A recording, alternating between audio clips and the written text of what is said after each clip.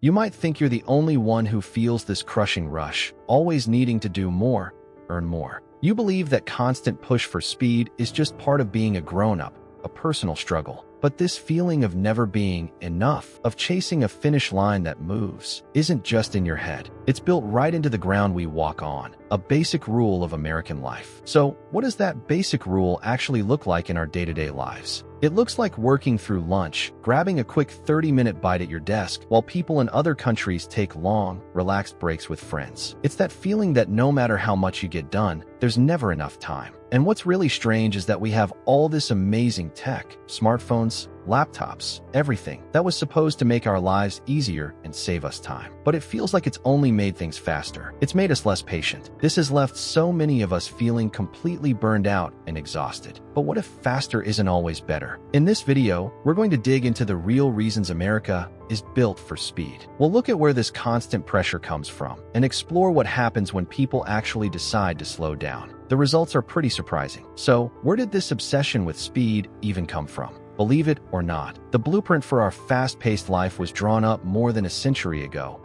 back in the late 1800s. One historian, Stephen Kern, noticed that life just suddenly kicked into high gear between 1880 and World War I. It was an era of incredible new technology, and people were hooked on getting things done faster. Kern points out that throughout history, whenever humans have the choice between fast and slow, we almost always choose fast. Every new, faster technology had people who were scared of it, but in the end, speed always won. But here's the twist. It wasn't just about new inventions making life faster. Harvard economist Juliet Schor argues that the real engine behind this speed up wasn't technology, it was economics. The whole nature of work was changing. Bosses started demanding longer and longer hours. Suddenly, being efficient and fast wasn't just a good idea. It was a requirement built into the American job. This is where that pressure to constantly be productive really took root. And that has led to a really weird situation today. We're surrounded by all this amazing stuff that's supposed to save us time. Laptops, smartphones, drive-thrus for everything. Yet, life is moving at a speed that would have been completely unimaginable just a few decades ago. It feels like we're all stuck in a race that has no finish line. We just keep running,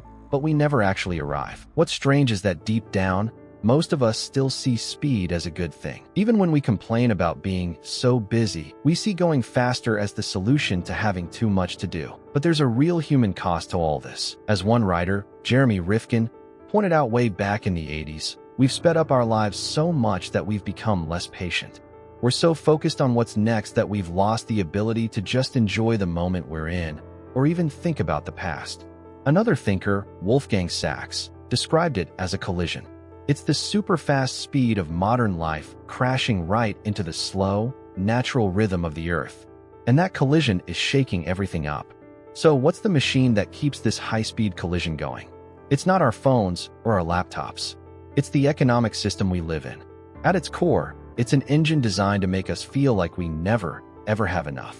This isn't an accident. The whole setup is built on a simple idea: keeping you running.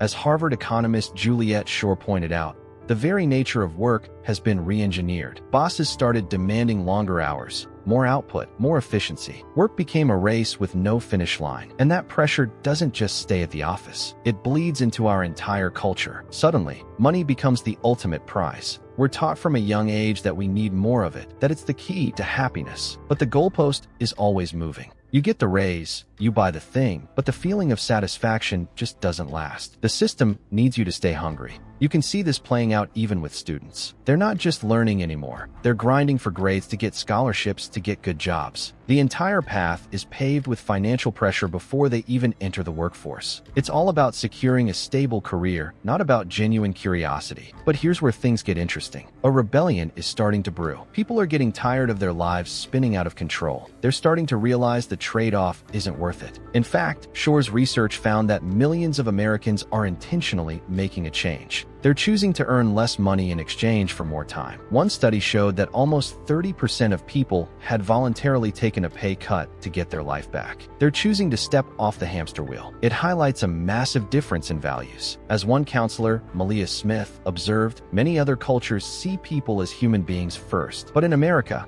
it often feels like we're just here to make money. That's our primary purpose. The result is a national burnout crisis. We've been convinced to trade our time, our peace, and our ability to just enjoy the moment for the promise of more. But we're discovering that more is a destination we can never actually reach. It's not just in our heads. The world around us is literally built to keep us moving at top speed. Think about your morning. The alarm goes off, and it's a race. Shower, get the kids ready, slam down some breakfast and coffee, then jump on the freeway, one eye always on the clock. And here's the crazy part. We have all these amazing time-saving gadgets. Jet travel, computers, cell phones, drive-thrus. You'd think they would give us more free time, right? Wrong. Instead, they just crank the speed of our lives way, way up. This need for speed is even baked into the way our towns and cities are designed. In America, it's all about the car. The whole point is getting from A to B as fast as humanly possible, because any minute spent traveling is a minute you're not being productive. But that's the total opposite of how many European cities are built. Take Valencia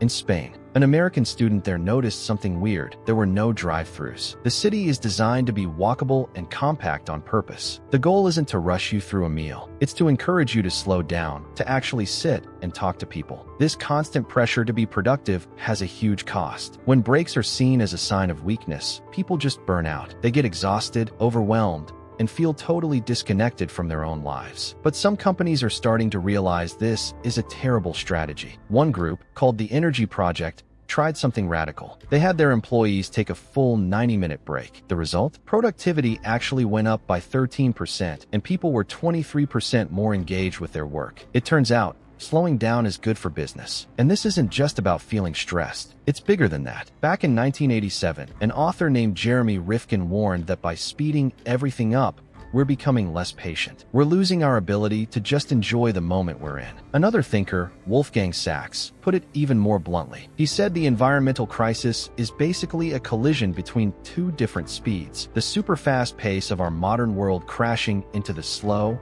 natural rhythm of the planet. A society that's always in the fast lane just can't be sustainable. But here's the thing to remember. This is a choice. The way we live isn't a law of nature. We could choose to invest in public transit instead of more highways. In fact, one study showed that Shift could create 20% more jobs without spending any extra money. We're so used to a culture that only values speed. But a shift is happening. People are starting to realize that maybe, just maybe, slowing down isn't a failure. It's an accomplishment. That feeling of never quite being enough, the constant rush that makes you feel exhausted and disconnected, it's not a personal failing. We've seen how it's woven into the very fabric of American life.